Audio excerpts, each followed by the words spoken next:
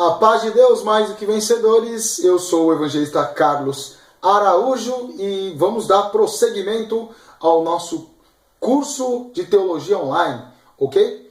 E na aula de hoje, que vai ser feita em duas partes também, eu quero falar sobre o Pentateuco. Pentateuco, aula 1, então. Afia aí o seu cérebro, lance suas questões, se preparem para ter uma aula e que Deus nos abençoe e nos ajude a ter uma excelente aula para enriquecer o nosso conhecimento e para que possamos cada dia mais estar preparados com conhecimento que agregue para nós e que seja prático também em nossa vida e ministério. Amém? Então bora lá. Na apostila, logo na página 3, vai falar sobre o conceito geral sobre o Pentateuco. Conceituação geral. Pentateuco é uma palavra que vem do grego, que significa os 5 rolos, ok? Esses 5 rolos é por conta dos 5 livros que nós conhecemos, que são justamente o livro de Gênesis, Êxodo, Levítico, Números e Deuteronômio. Esses 5 livros que são atribuídos à autoria a Moisés, ou seja, Moisés foi quem escreveu esses 5 livros.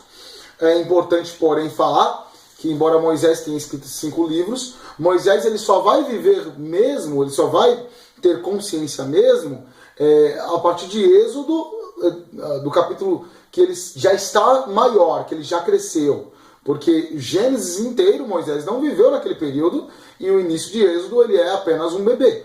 Então, nesses 2 momentos, Moisés escreve como? Carlos, como é que ele vai escrever uma coisa que ele não viveu? Como é que ele pode escrever uma coisa que ele não viveu? Da mesma forma que eu, Carlos, sou historiador e eu consigo fazer um levantamento histórico, ok? Sobre algo que eu não vivi. A história justamente ela vai tratar tudo aquilo que, embora alguém não tenha vivido, essa pessoa consiga trabalhar. Também é chamado de Torá.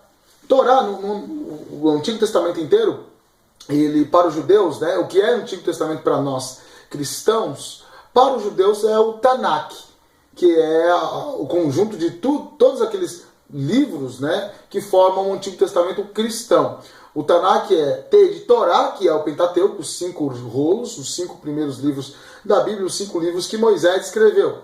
O Torá, o Nebim e o Ketubim, formando então o conjunto de a lei, os profetas e os escritos, ok? Moisés, ele teria então organizado o Pentateuco, segundo informações que nós vemos na página 3 ainda, em sua essência por volta do século 14 a.C., que era no período do Êxodo ali. Ele é composto pela história e pela lei. São praticamente o Pentateuco ele é o conjunto dessas duas coisas. É o conjunto da história, a parte histórica, aqui mais para frente vou falar um pouquinho mais de novo dessa questão histórica, ok? Porque algumas pessoas imaginam, entendem, olham para alguns trechos nesses livros de milagres e de poder de Deus sendo expresso e entendem que são apenas metáforas. Óbvio que isso não nós cristãos ortodoxos ou cristãos conservadores. Mas aqueles que são cristãos liberais e acham que a Bíblia não é a palavra de Deus ou não é totalmente, esses entendem que nesses trechos de milagres é apenas uma metáfora. Não, a Bíblia, o Pentateuco, ele está expressando ali a realidade dos fatos. Literalmente, para aqueles escritores, para Moisés, por exemplo, tudo aquilo aconteceu, ok? Então a dificuldade seria para quem não acredita provar que essas coisas não aconteceram. Então, não para que porque Moisés deixa transparecer que tudo aquilo que ele faz ali, que ele escreve ali, ele está relatando. É um relato histórico ou historiográfico. Muito bem. Ela é composta pela história e pela lei. A história, aí tem uma expressão que fala assim na apostila: a história sem as leis não é compreensível. Nem as leis são inteligíveis à parte da história. O que isso significa? Ou seja, a história sem as leis né, ela não é compreensível porque se você pega os 5 livros do Pentateuco e você exclui aquilo que são as regras, você não vai ter compreensão do que exatamente se quer dizer ali. E se você só coloca regras, mas você não entende a questão histórica, você não vai entender o porquê algumas leis foram estabelecidas. Por exemplo, por que leis ligadas à questão sexual, elas eram punidas com morte, pena de morte, apedrejamento, né? E aí não estou falando apenas da homossexualidade, estou falando da homossexualidade, do adultério, né? Do incesto. Por que esses crimes que eram tidos para Israel, eles aconteciam e eram punidos com pena de morte? Ora, porque na antiguidade inteira, a dependência de se ter uma base familiar forte era muito grande. Se você tem uma família, se você permite que aconteçam coisas como a homossexualidade, como o incesto, que é a traição entre a relação sexual entre pessoas de parentela muito breve, pai, mãe, filho, irmão, enfim, né, primos, e se você permite que essas relações tenham, e essas relações estraguem a família, ou o adultério mesmo, estrague a família, você vai ter um exército inferior. Porque se não tem família, não tem nascimento, se não tem nascimentos, não tem homens. E se não tem homens, você não tem um exército forte, né? Então uma das ideias era essa. Então você precisa entender a lei e a história e a lei. Os temas de cada livro pode ser resumido assim. Gênesis, ele fala da fundação da nação hebraica, como é que surge a ideia dos hebreus, que posteriormente serão chamados de judeus, povo de Israel e por fim judeus. O Êxodo, ele fala do conserto da nação hebraica, como é que esse povo que era hebreu vai se tornar povo de Deus, né, a partir, né, das leis e tudo mais. Levítico, as leis da nação, como o próprio nome fala, né, sugere. Números é a viagem para a terra prometida, é o maior período de percurso. E Deuteronômio, que são as leis da nação hebraica, onde vai ser retomado tudo aquilo que foi acordado. É importante aqui fazer um parênteses aqui sobre a Constituição da Bíblia, ok? A Constituição da Bíblia no Antigo e no Novo Testamento. Como é que se separa, já que o nosso curso, a maior parte dele é teologia bíblica, como é que se separa a Bíblia no Antigo e no Novo Testamento? O Antigo Testamento, ele vai ter, né, ele vai ser separado por lei, como o Pentateuco, os livros históricos, o Pentateuco que vai de Gênesis a Deuteronômio, os livros históricos que vai de Josué, né, até Esther, os livros de sabedoria ou sapienciais que vão de Jó até Daniel, e os profetas, de Jó até Cantares, os profetas maiores, agora sim, que vai de Isaías até Daniel, os profetas menores que vão de Oséias até Malaquias. Então essa divisão é a divisão do Antigo Testamento, por áreas. Quando você vai para o Novo Testamento, você tem os evangelhos, Mateus, Marcos, Lucas e João. Você tem um livro histórico no Novo Testamento, que é o livro de Atos. Depois você vai entrar na fase das cartas. Tendo as cartas de Paulo, né, que são 13 ao total, que vai de Romanos até Filemão, ok? E depois você tem epístolas gerais, ou outras cartas que vão de Hebreus, exatamente quem escreveu, até Judas. E você tem um livro profético no Novo Testamento, que é Apocalipse. Ok? Esse adendo é importante para você entender.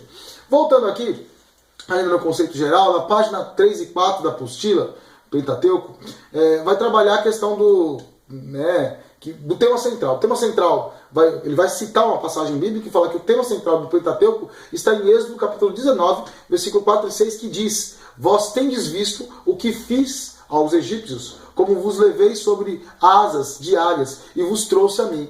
Agora, pois, se atentamente ouvirdes a minha voz e guardardes o meu pacto, então sereis a minha possessão peculiar dentre todos os povos, porque minha é toda a terra, e vós sereis, para mim, reino sacerdotal e nação santa. São essas as palavras que falarás aos filhos de Israel. Então, olha que interessante que o concerto resume perfeitamente o Pentateuco, porque está falando da lei de Deus e o concerto que ele tem com o seu povo.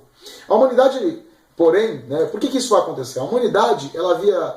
Por que Deus vai ter que resgatar, vai ter que chamar um povo, vai ter que levantar depois Moisés para resgatar esse povo?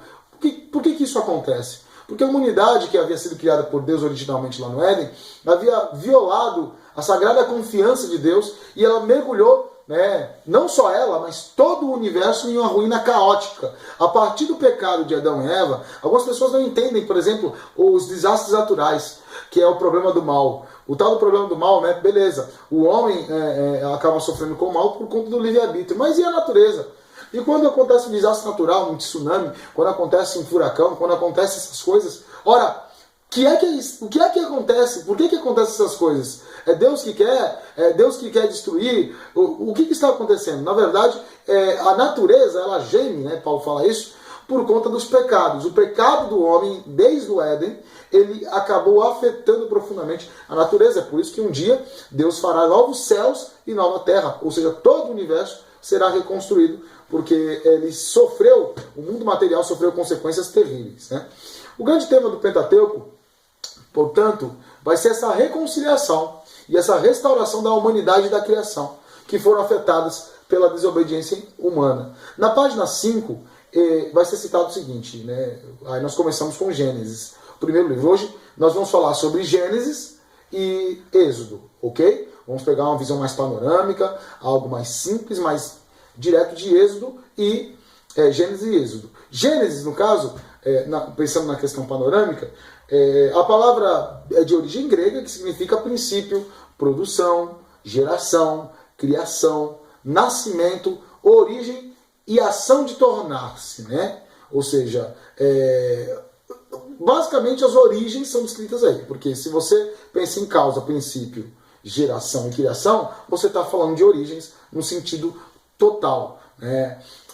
A temática de Gênesis vai aparecer em outros documentos antigos. O que está relatado em Gênesis não está só em Gênesis. Está em Gênesis como o livro principal, primordial, para nós cristãos, para judeus também. Mas você vai ver em literaturas antigas que não são cristãs, como o documento de Mari, ele vai citar na apostila, que é um dos mais antigos documentos existentes sobre as migrações semitas. Como assim migrações semitas? Lembre-se de Cão, Sem e Jafé, os 3 filhos de Noé, e dos filhos de Sem vão descender aqueles que serão futuramente o povo de Israel, os hebreus e também os árabes. Ok? Nesse livro, que é o livro de Mari, ele vai descrever essas primeiras migrações em direção à Suméria, na Mesopotâmia, que era a região ali do Iraque, mais ou menos. E ali já é citado, faz referência a situações e a falas que são citadas em Gênesis também. O texto em Gênesis pode ser dividido em 2 partes. Quando a gente pensa em Gênesis, você pode pegar 2 partes mais gerais. Do capítulo 1 ao capítulo 11, vai ser descrito o quê? As origens do mundo, as origens da espécie humana, a queda do homem e o primeiro homicídio, ok? Basicamente, o dilúvio e Torre de Babel, os principais temas pré-diluvianos e dentro da ideia do dilúvio também. Dos capítulos 12 ao 50, vai ser descrito a sucessão das gerações de Adão e Noé. Primeiro de Adão até Noé, de Noé em diante, e os seus filhos Sem, Cã e Jafé. Na página 6, ainda falando sobre Gênesis, é interessante notar que o tempo desde a época da criação, ele é contado por unidades de 7 dias. Ele vai trazer essa curiosidade aí. Unidade de 7 dias, ele vai trabalhar essa questão, e desde lá de trás, essa ideia do tempo e dos dias, essa unidade dos 7, e 7 dentro da compreensão mais mística hebraica, é um número que simboliza a totalidade.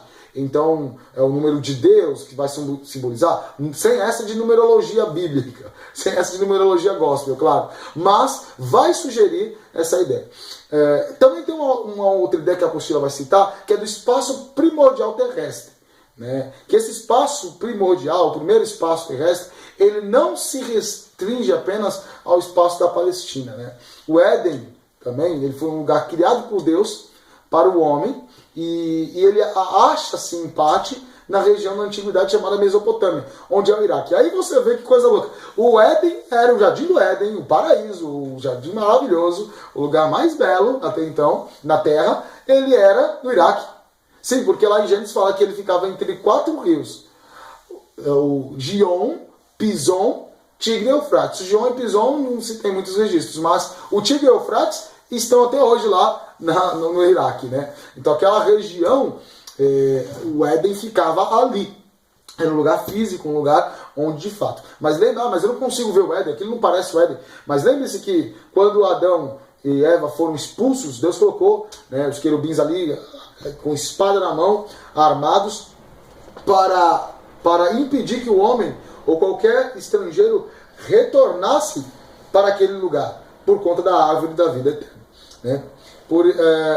E aí você volta-se para Gênesis pensando na questão da criação do homem. É um tema importante também, que vai falar na página 6. Né? O homem é criado à imagem e semelhança, as expressões hebraicas Tselem Demut, que significa literalmente imagem e semelhança. Ou seja, a existência do homem como alma ou um espírito vivente. Né? Quais são os aspectos que vão demonstrar essa imagem e semelhança? Então, a existência dele como alma, espírito, o domínio dele sobre o meio ambiente, o corpo humano, né, do homem que experimenta a realidade. Nós temos um corpo com sentidos que experimenta a realidade das coisas, assim como Deus experimenta. Então, Deus ele é espírito, o homem tem alma, tem espírito. Deus domina tudo, o homem consegue dominar o meio ambiente. O corpo, Deus ele percebe a realidade, o corpo, o ser humano, faz ele perceber a realidade. E a capacidade dada por Deus de usufruir a vida eterna. Porque entenda, uma vez criado, o homem não é mais aniquilado. Cada ser humano que nasce na Terra, ele já é eterno. Agora, o que vai definir é se ele vai ter uma eternidade no céu ou afastado de Deus, que é o inferno. Mas eterno, eu, você, independente do destino que nós vamos ter, eterno já somos. Não tem como mais voltar. Não conseguimos nem definir e nem pensar o que não seria existir. Na página 7, o livro de Gênesis, né, ele vai trabalhar a ideia... não é só o livro inicial da Bíblia, mas também ele é o livro inicial de toda a história da existência. Gênesis começa a contar não só a história do ser humano, mas a história de tudo que existe. Os primeiros 3 capítulos de Gênesis estão, 2 principalmente, específico, que falam da criação, estão trabalhando de forma maravilhosa toda a criação, tudo aquilo que se tem para saber da criação. O tema do livro de Gênesis, a criação, ele é duplo, porém ele tem uma mesma direção. E essa duplicidade seria a criação do universo e da raça humana, e B, a criação de um povo sacerdotal para a raça humana. Veja, criação do universo inteiro, tudo que existe, estrelas, planetas, o espaço em si, o tempo, a energia, a matéria, tudo. Mas, né, o ser humano. Ele trata disso. E a outra coisa que ele vai tratar é justamente da raça humana como um todo. Deus deixa claro que ele criou essa raça humana para que ela fosse povo dele. Então, Deus cria, o ser humano cai e ele estabelece um povo para ser sacerdote, né? Para estar à frente do sacerdócio de toda a humanidade, né? Porém, a desobediência humana, ela vai desobedecer, ela vai não só desobedecer, mas ela vai desafiar os desígnios de Deus, o propósito de Deus dentro da criação, ok? Então, você tem o início da história da redenção ali em Gênesis também. Na página 8, que é a última página que fala de Gênesis, fala que o livro é estruturado sob a forma de 3 grandes seções, né? Que a primeira é dedicada aos eventos originais, do capítulo 1 ao 11. A segunda parte vai constituir um relato dos 3 primeiros patriarcas, Abraão, Isaac e Jacó, né? Gênesis 12 e 36, e o capítulo 38 também. E a terceira e última parte do Gênesis fala da incrível, fantástica, maravilhosa e emocionante história de José, ok? Que vai do Gênesis 37, aí pula o 38 e depois do 39 ao 50. Muito bem, isso é o Gênesis. E o Êxodo? O Êxodo, na visão geral, ele quer dizer saída, o caminho de saída, o escape. Moisés ele foi a testemunha ocular de quase tudo que está registrado nesse livro, né? É muito difícil porém, decidir um tema só para o Êxodo, porque o Êxodo vai contar a história de Moisés e do povo saindo do Egito, mas qual é a temática unificada? Os especialistas eles têm dúvidas quanto a isso. Na página 9 e 10, fala sobre a presença salvadora de Deus, né, em relação a Israel. E como é que Deus ele vai libertar Israel da escravatura egípcia? Como é que Deus vai libertar Israel da escravidão no Egito? Né? Ele vai libertar Israel não apenas para Israel ser um povo livre, mas para que a presença dele seja constante no meio do povo de Israel. Né? Existe toda uma questão de uma abordagem das mais interessantes que foi localizada de uma forma teológica central e que divide, porém, o livro em duas partes. Como é que ele vai ser dividido em duas partes? Ele vai ser dividido, ele vai ter um enfoque no nascimento físico, né, da nação de Israel, quando ela sai, né, do Egito e quando ela é proposta, e outro nascimento espiritual da nação de Israel. Nascimento físico, quando ela vai ser identificada, que é do capítulo 1 ao 15, como povo, eles entendem que eles são povo de Deus e vão ser propostos que eles saiam do Egito. E depois o nascimento espiritual, que vai do capítulo 16 até o capítulo 40, né, do Êxodo, mostrando todo esse processo de Israel agora como nação sacerdotal de Deus. Né? Então, o Êxodo vai revelar, resumindo aqui, o caráter de Deus como Deus santo, como Deus fiel, como Deus poderoso e salvador, que estabelece uma aliança com o povo de Israel. Lá na página 10, o Êxodo também vai demonstrar o caráter fraco do povo. Né? Ao mesmo tempo que mostra Deus tendo um plano. O povo fraco, Deus forte, trazendo transformações para o povo de Israel. O povo foi formado para ser essa nação, também ainda falam na página 10, levada a uma posição histórica e teológica onde poderiam aceitar voluntariamente ou rejeitar. E aí está o problema, que o povo rejeita muitas vezes, né? A responsabilidade de se tornar um instrumento nas mãos de Deus. Ok? Então, assim, basicamente esses dois livros é o que vão ser tratados. Eu vou trazer para vocês nesses últimos minutos o ponto teológico. Existem vários que eu posso trazer. Aliás, eu vou trazer duas coisas. Primeiro, como ponto teológico, eu quero falar uma curiosidade. O livro de Gênesis está aqui nesse livro que eu indico, tá? Entendendo a Bíblia, um guia sobre quem, quando, onde, como e porquê de cada livro da Bíblia. Se você perguntar um livro fácil para eu ler e interpretar os livros da Bíblia, esse daqui, ele é da CPAD, é muito simples, muito fácil. Ele tem umas curiosidades interessantes. Repare, o livro de Gênesis diz que Deus criou Eva como adjutora para Adão. Está lá em Gênesis 2,18. Isso levou muitas pessoas a argumentar que as mulheres são inferiores aos homens. Mas a palavra hebraica traduzida como adjutora em algumas Bíblias e parceira em outras é a mesma palavra que descreve o papel de Deus ao ajudar os seres humanos. Ou seja, Deus também é nosso adjutor.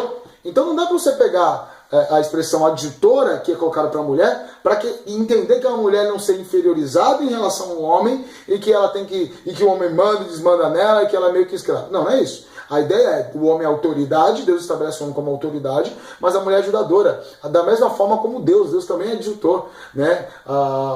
Eu e você, os homens, também temos que ser todos adjutores uns dos outros. Então, sem essa de querer massacrar as mulheres utilizando esse tema de Gênesis lá. Só uma curiosidade interessante. O grande tema teológico que eu quero trazer é, mais uma vez, dentro da teologia própria, que é a teologia que fala do caráter de Deus.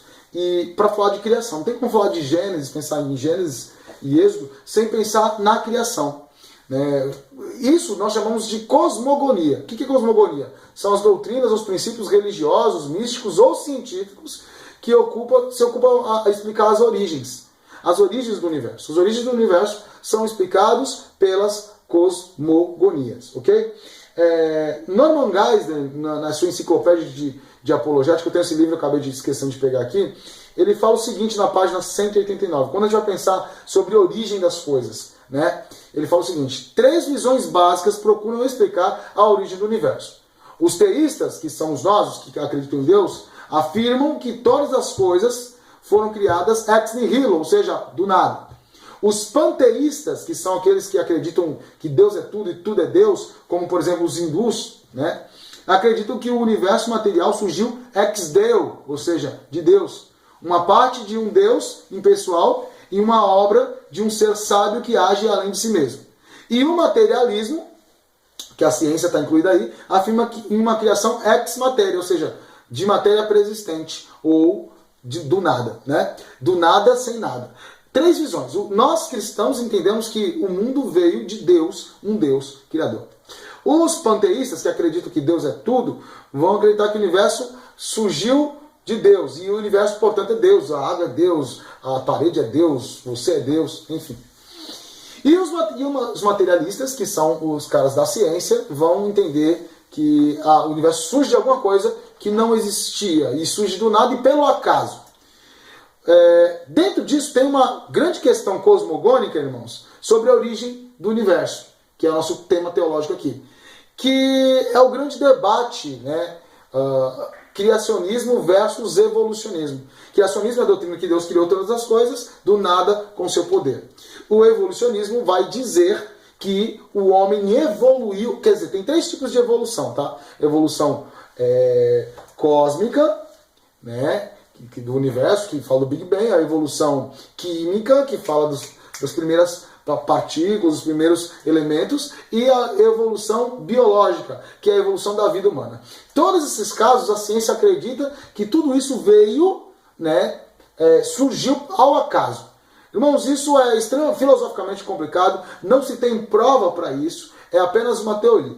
E aí, como a teoria da criação fala, essa também é uma outra teoria. A teoria da criação é uma teoria religiosa, e a teoria da evolução é uma teoria científica. Aquele papo de que o homem veio do macaco, embora a teoria não fale isso, a teoria fala que homem e macaco vieram de um mesmo ser, né?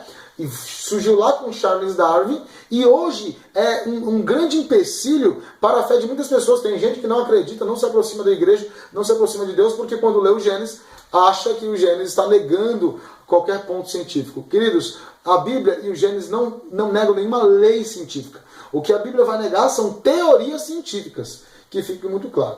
Para isso eu deixo aqui, para finalizar, 2 livros para sua pesquisa, que é esse O Mundo Perdido de Adão e Eva, o debate sobre a origem da humanidade e a leitura do Gênesis, que vai trabalhar mais uma questão dessa, mostrar que, mesmo que a evolução existisse, ela não muda nada a respeito da sabedoria e do que podemos conhecer em relação a Deus. E esse livro maravilhoso de Adalto Lourenço, que é nosso irmão em Cristo que mora aqui no Brasil, é um físico, né?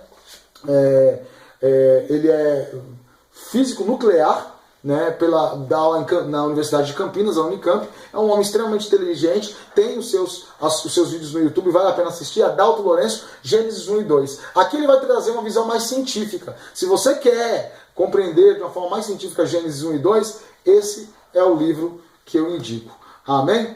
Quero deixar aqui para você, ok? Assista os extras, então, na plataforma do Facebook, assista o vídeo que eu coloquei lá, que é excelente, que é Estudos do Pentateuco, tem 10 vídeos, eu coloquei só o primeiro, tá? Tem 10 vídeos, eu coloquei só o primeiro, mas assista. E eu deixei um livro também bem interessante, do pastor Ricardo Guerra, que é A Origem, uma excelente introdução nessa discussão cosmogônica do criacionismo versus o evolucionismo. Okay? Algumas perguntas que eu quero deixar para debate estão expostas na própria apostila, tá? Que são as seguintes, para a gente pensar. Que verdade Deus está nos comunicando a respeito dele mesmo no Pentateuco?